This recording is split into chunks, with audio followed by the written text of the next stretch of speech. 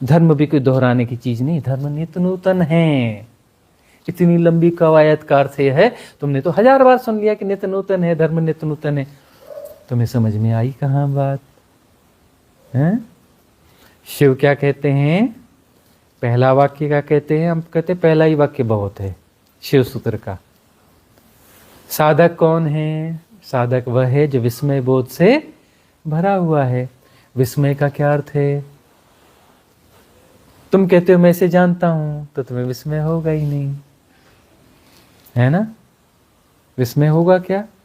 कोई चीज तुम्हें ऐसी दिखती है कि जिसे तुम पूर्व से नहीं जानते हो, तुम्हें लगता है कि पहली बार देखी, तब तुम विस्मित होते, अरे यह कैसा है, कुछ नयापन है, नूतन है।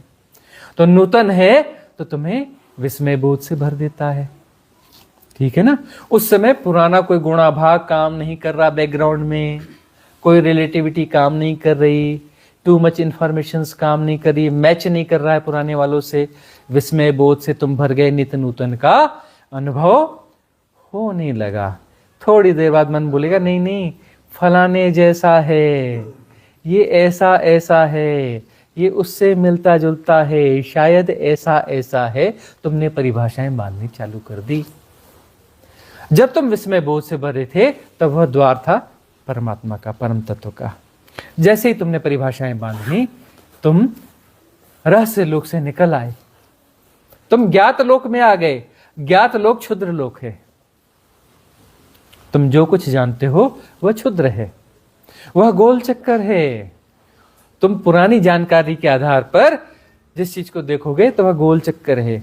तुम्हारी आंखें यदि निर्मल हो गई, तुम्हारी आंखों में धुंध नहीं है, तुम्हारी आंखों में धारणाएं नहीं है, आग्रह पूर्वाग्रह नहीं है, जानकारियों का कचरा नहीं है, निर्दोष आंखें हैं, तुम ठीक से देख पाते हो, तो तुम्हें संसार नहीं दिखेगा, तुम्हें परमात्मा ही दिखेगा।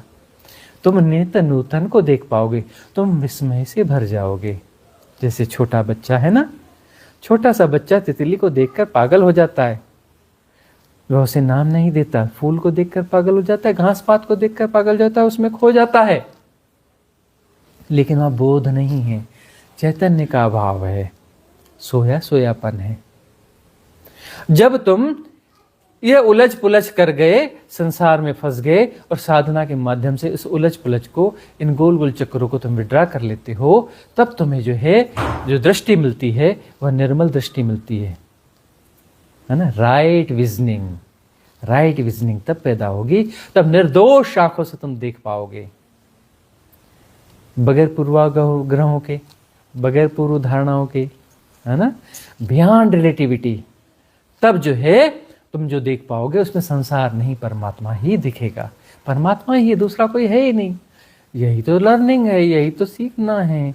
नित्य नूतन के द्वारा ही जाना जाएगा कि क्या है, वही है तत्वमसि।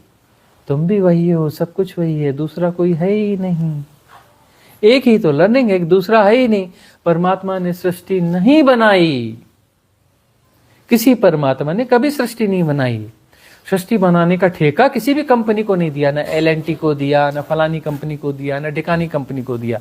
किसी कंपनी को ठेका दे करके परमात्मा ने सृष्टि नहीं बनाई, है ना? इस सृष्टि बनाने के लिए टाटा कंपनी का कोई भी सरिया उसने नहीं खरीदा, है ना? सृष्टि परमात्मा के होने का ढंग है। सृष्टि परमात्मा के होने का ढंग है। परमात्मा ने सृष्टि नहीं बनाई, सृष्टा स्वयं सृष्ट हो रहा है। यही तो लर्निंग, यही तो सीखना है। सृष्टा स्वयं सृष्ट हो रहा है, टूटा नहीं है, टूटा नहीं है। परमात्मा टूटा नहीं है।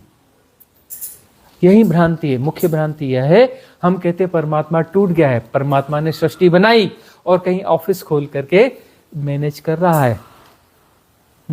हाई फाई सिस्टम लगा रखे हैं, बहुत सारे बाबू भर्ती कर रखे हैं, इंस्पेक्टर भर्ती कर रखे हैं, और पूरी दुनिया को चला रहा है, कठपुतली की तरह नचा रहा है ना? थकता नहीं होगा परमात्मा?